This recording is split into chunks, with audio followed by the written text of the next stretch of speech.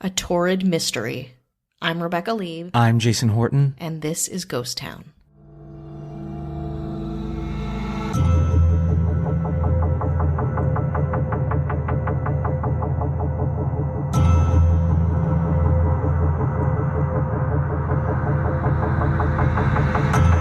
In July 1954, a man arrives at Haneda Airport, which is Tokyo Airport.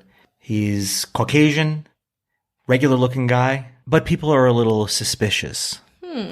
They check his passport, and they see he comes from a country called Taured.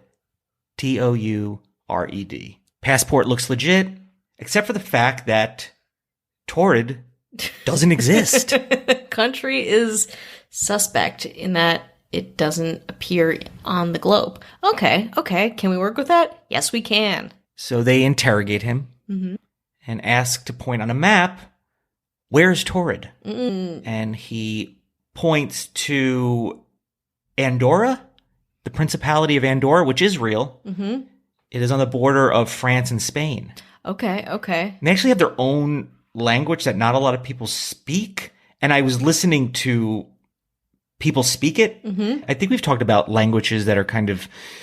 Yeah, hybridizations of different things. It seemed a little bit like that, and it's its own... I don't know what a principality really entails. Yeah. But it's on the border of France and Spain. Yeah, well, France, I mean, I just know this from literally high school and middle school French, where even French dialects vary so much. Like Corsican, which Corsica is an island in France, has its own language that kind of sounds like France, but again, it's not quite. It feels like it's off. So like there's so many different variations of languages in these small European spaces, just because, from isolation, essentially. Je m'appelle Jason. Oh, je m'appelle Rebecca. So there's your French lesson for today. Were we charming? Yes. Absolutely. So he points to Andorra. Okay. And he's like, that's where it is. And he doesn't understand why there's no Taured on this map. Because it's existed for more than 1,000 years. So he doesn't understand. They found on him different currencies. Okay. European currencies, all legit. Natural. And his passport was stamped by many airports. He's been around the globe. All that very legit, and including previously coming to Tokyo. So they don't know what is going on. And he's probably getting pissed because he's like, why are you stopping me look at this, all this money. This is where I'm from. Look at my passport. Is it good or not?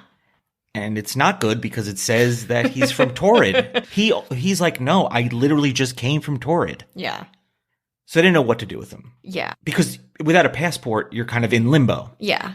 They took him to a local hotel and put him in a room and had guards outside until they can figure out what's going on. Yeah, exactly. Maybe there's some, I don't know, red tape countries they don't know. Maybe they don't know everything. Yeah. Does he have like a driver's license from Taured? Like, did he have other things? A library card from the Taured Public Library? So the company that he worked for had no idea who this person was. Oh, that's not good either.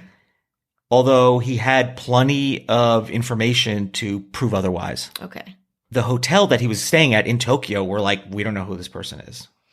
The officials in Tokyo that he was there to do business with have no idea who he is. Perfect. All right. It's not just the passport, folks. It's literally everything around it. So they go back to the hotel and they take a quick break and they're back. They go to the hotel to, kind of sort this out. Yeah. He is gone. Oh my God. Yes. There's no way he could leave I from love the that. window. He was a ghost the whole time. No? The suggestions are maybe even less believable. Wow. And there was no balcony. So there was nowhere for him to go. What is the explanation? So that's it. That's it. That's where your story ends today. A passport from a country that doesn't exist. Guy points it out as a different country, principality. People that he's there to meet, no idea who he is. Company works for, no idea. Put him in a hotel room. But the company does exist. It exists. That is real, yes. But he just affiliates The hotel is real. Okay. Everything is... The airport is real. Tokyo everything is real. Okay. Everything is real. What are the explanations and theories people are working with? I love this. This is amazing. This is like you get a limited amount of information and your brain gets to go ham on whatever.